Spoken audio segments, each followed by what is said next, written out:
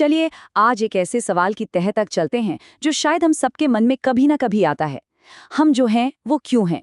हमारे जीन और हमारे आसपास का माहौल मिलकर हमारी कहानी कैसे लिखते हैं?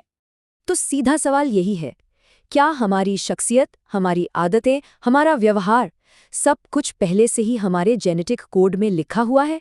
क्या हम अपनी बायोलॉजी के गुलाम हैं? आपने ये नेचर वर्सेस नर्चर वाली बहस तो सुनी ही होगी। मतलब जीन ज्यादा जरूरी है या परवरिश? पर मजे की बात यह है कि विज्ञान अब हमें बताता है कि ये सवाल ही अधूरा है। असल कहानी कहीं ज्यादा दिलचस्प है। तो ठीक है, इस कहानी को समझने के लिए हमें बिल्कुल शुरू से शुरू करना होगा। चलिए जीवन के इन बुनियादी बिल्डिंग ब्लॉक्स को ही समझते हैं। इसे ऐसे समझिए जैसे डीएनए एक बहुत बड़ी रेसिपी बुक है। इस किताब के अंदर जीन अलग-अलग रेसिपी की तरह हैं और इन रेसिपीज से जो खाना बनता है यानी प्रोटीन, वही हमारे शरीर को बनाता है और चलाता है। तो असल में ये जीन है क्या? सीधी भाषा में कहें तो ये एक तरह के केमिकल निर्देश हैं और इनकी सबसे खास बात यह है कि ये पीढ़ी दर पीढ़ी लगभग वैसे ही रहते हैं, बदलते नहीं। इसी वजह से ये हमारे विकास पर इतना गहरा असर डाल पाते हैं। अब जीन के काम करने का तरीका भी बड़ा मजेदार है। सोचिए, कुछ जीन बहुत ऊंची आवाज वाले होते हैं, मतलब उनका असर हमेशा दिखता है, इन्हें डोमिनेंट कहते हैं। और कुछ जीन होते हैं धीमी आवाज वाले, उनका असर तभी दिखता है जब सामने कोई ऊंची आवाज वाला ना हो, इन्हें रिसेसिव कहा जाता है। तो सवाल ये उठता है कि वैज्ञानिक इस जीन और माहौल की उलझी हुई गुत्थी को सुलझाते कैसे हैं? वो कैसे पता लगाते हैं कि किस चीज का कितना असर है? यहीं पर एक शब्द आता है हेरिटेबिलिटी, और इसे ठीक से समझना बहुत जरूरी है। इसका मतलब ये बिल्कुल नहीं है कि किसी की 50% लंबाई उसके जीन से आती है। नहीं, इसका मतलब है कि लोगों की लंबाई में जो फर्क हम देखते हैं उसका कितना हिस्सा उनके जीन्स के फर्क की वजह से है। ये एक आबादी का आंकड़ा है, किसी एक इंसान का नहीं। ये तो सबसे बड़ा सवाल है ना। जीन और माहौल तो बचपन से ही एक दूसरे में घुले मिले होते हैं, इन्हें अलग कैसे किया जाए? खैर, वैज्ञानिकों के पास इसके लिए कुछ बहुत ही स्मार्ट तरीके हैं। इसका एक बड़ा जवाब मिलता है जुड़वा बच्चों की स्टडी से। ये कुदरत का एक कमाल का एक्सपेरिमेंट है। सोचिए, जो हूबहू जुड़वा होते हैं उनके जीन 100% एक जैसे होते हैं, और जो अलग दिखने वाले जुड़वा होते हैं उनके करीब 50% जीन एक जैसे होते हैं, जैसे किसी भी भाई बहन के।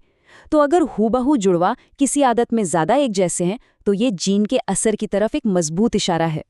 और पहेली का दूसरा टुकड़ा मिलता है अडॉप्शन स्टडीज से। अगर गोद लिए गए बच्चे अपने असली माता पिता से ज्यादा मिलते जुलते हैं, जिनसे वो कभी मिले भी नहीं, तो ये जीन का असर है। और अगर वो अपनी परवरिश करने वाले माता पिता जैसे हैं, तो ये माहौल का असर दिखाता है। और यहीं आकर कहानी का सबसे दिलचस्प मोड़ आता है।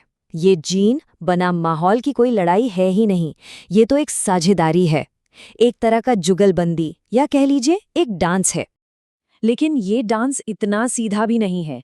जैसे एक चीज है जिसे मल्टीप्लायर इफेक्ट कहते हैं।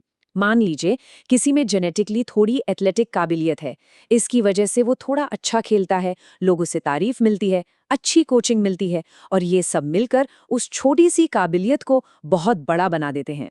बिल्कुल वैसे जैसे पहाड़ से लुढ़कती एक छोटी सी बर्फ की गेंद नीचे आते आते बहुत विशाल हो जाती है। चलिए इस जीन और माहौल के खेल को एक असली और बहुत ही जबरदस्त कहानी से समझते हैं। ये कहानी है PKU नाम की एक बीमारी की। ये पूरी तरह से मतलब 100% एक जेनेटिक बीमारी है जो सिर्फ एक जीन की गड़बड़ी से होती है। होता यह है कि इस बीमारी में शरीर एक खास प्रोटीन पचा नहीं पाता, जिससे दिमाग को भारी नुकसान पहुंच सकता है।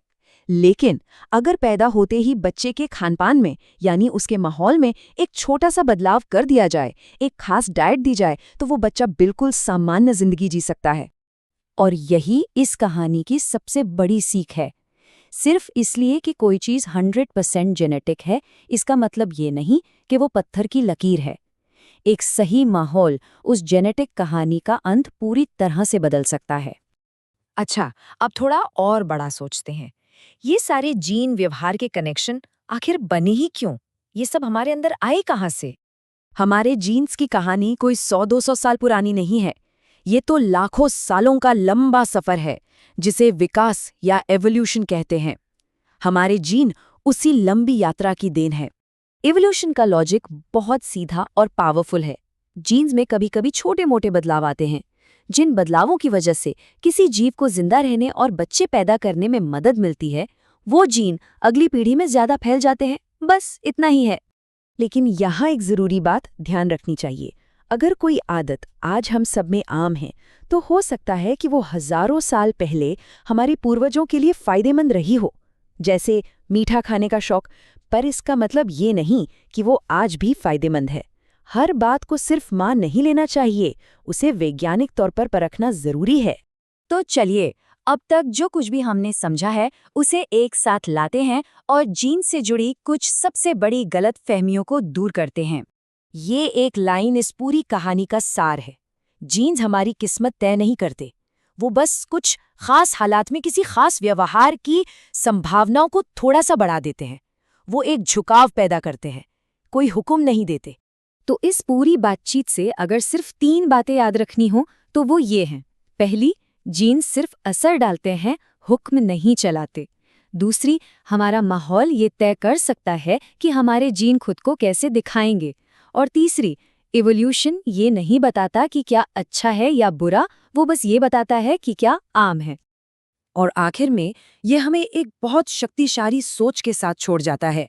अगर हम अपनी जीन्स के कैदी नहीं हैं, तो ये हमें अपनी जिंदगी को आकार देने की आज़ादी और जिम्मेदारी दोनों देता है।